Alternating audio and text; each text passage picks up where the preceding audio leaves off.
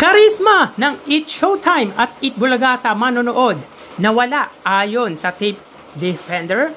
Yan ang pag-uusapan natin ngayong araw po ng Sabado, March 8. Pero bago natin talakayin yan at bago natin umpisahan ang online viewership ng dalawang bigating noontime show sa bansa, ang Eat Showtime at Eat Bulaga, ay humiling ako na pakisubscribe po ang aking YouTube channel. Pakilike and share na din ang video natin mga kaparokya at please support po ng channel ko by availing perks po. Maraming salamat po. Yan po ay para sa mga afford lamang. Pero sa mga hindi afford ay okay lang po. Naintindihan ko po yun. Sa mga solid viewers ko na afford naman pong mag-avail ng perks ko po, pumunta lang po kayo sa YouTube channel ko or makikita nyo po sa subscribe button. Katabi po nito ang join. Please join na po mga kaparokya. So yun nga po mga kaparokya na wala na daw po di umano ang karisma ng pananghaliang programa ayon sa Tape Defender. So sabi dito, mga kaparokya, Noontime TV has lost its charm to televiewers following Tape Incorporated exodus in the noontime race. May tanong pa mga kaparokya, are we seeing a third player anytime soon? Wow, talagang pinapasok sa eksena ng Tape Defender ang Tape Incorporated, ang siyang sinusuporta nito. Well, totoo naman mga kaparokya na bumaba po ang numbers of ratings ng mga programa. Hindi lang po ng noontime, lahat po ng programa dahil po sa social media. Kaya po bumaba po or nag-decline po ang numero pagdating sa mga ratings. Sa lahat ng programa yan mga kaparokya, hindi lang po sa noontime, kahit sa prime time, yung mga panggabing palabas mga kaparokya, 18%. Hindi yan po yung usual number ng prime time. 30 to 40% yan dati mga kaparokya. So bumaba na lang dahil nga po sa social media. Tsaka ang pagbaba po ng ratings ng noontime program hindi dahil sa pag-exodus or pagkawala ng Tape Incorporated. Actually, sinusuka na nga po yan ng mga viewers dahil po sa ginawa nila sa Tito Vic and Joey. Di nga nag-rate nung kasabayan pa ang Eat Showtime at Eat Bulaga. Kaya na maalam na po sila. Ito pa ang isang katotohanan mga kaparokya. Ang numero ng Eat Bulaga na 3%, yan na po ang average ratings nito. At once na umabot po ng 4% ang ratings ng Eat Bulaga, meaning ay talagang pinanood po ito.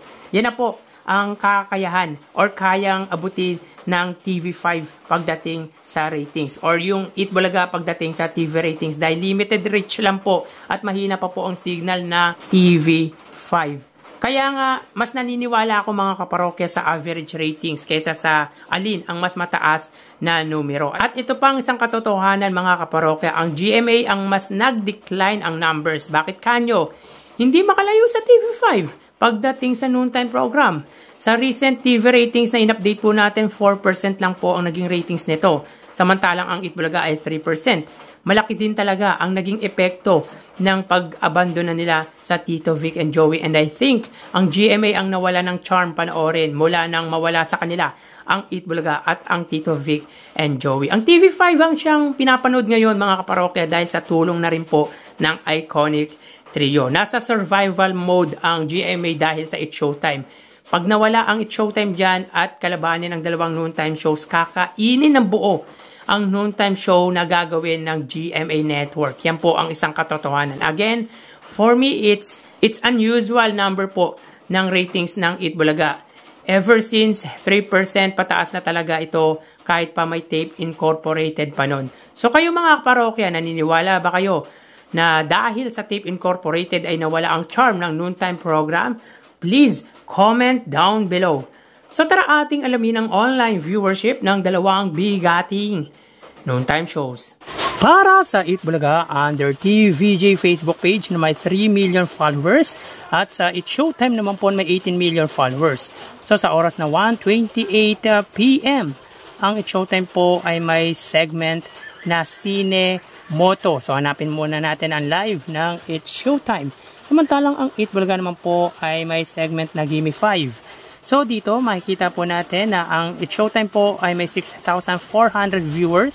Samantalang ang Eat Bulaga naman po ay may 4,200 live viewers. So again, sa oras na 1:29 PM, ang Eat Showtime ay may 6,400 viewers at ang Eat Bulaga naman po ay may 4,200 live viewers. So, mapunta naman po tayo sa TV Network YouTube channel ng dalawang noontime shows. Unahin po natin ang It's Showtime under GMA Network YouTube channel na may kasalukuyang subscribers na 39 million or 38 million.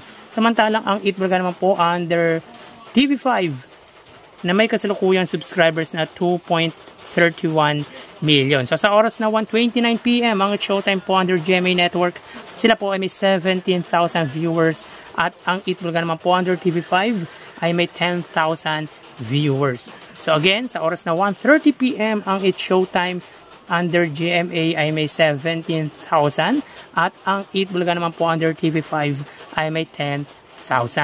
So mapunta naman po tayo sa main YouTube channel ng dalawang noontime shows. Unahin po natin ang It's Showtime. Under po yan sa ABS-CBN It's Showtime na may 2.54 million subscribers at sa Eat Bulaga naman po under Eat Bulaga TVJ YouTube channel na may 1.35 million subscribers. Sa oras na 1:30, ang It's Showtime po, sila ay may 92,000 viewers at ang Eat Bulaga naman po ay may 138,000 live viewers. So again, sa oras na 1:30 PM, ang It's Showtime, sila po ay may 92,000 viewers at ang Eat Bulaga naman po ay may 138,000 live viewers. So bali, ang total na nakuha ng dalawang noontime shows ay ang total na nakuha ng It's Showtime ay 115,000 viewers at ang Eat Bulaga naman po ay 152,000 viewers. So again, ang It's Showtime po ay may 115,000 live viewers at ang Eat Bulaga naman po ay 152,000 live viewers. Yan po lumalabas sa kanilang online viewership as of 1:31 PM at mamaya ho, magbabalik pa po tayo sa ikalawang bagay nating online views update ng dalawang noontime show. Magpapaalam po muna pansamantala, mag-iingat po tayo. Thank you and God bless.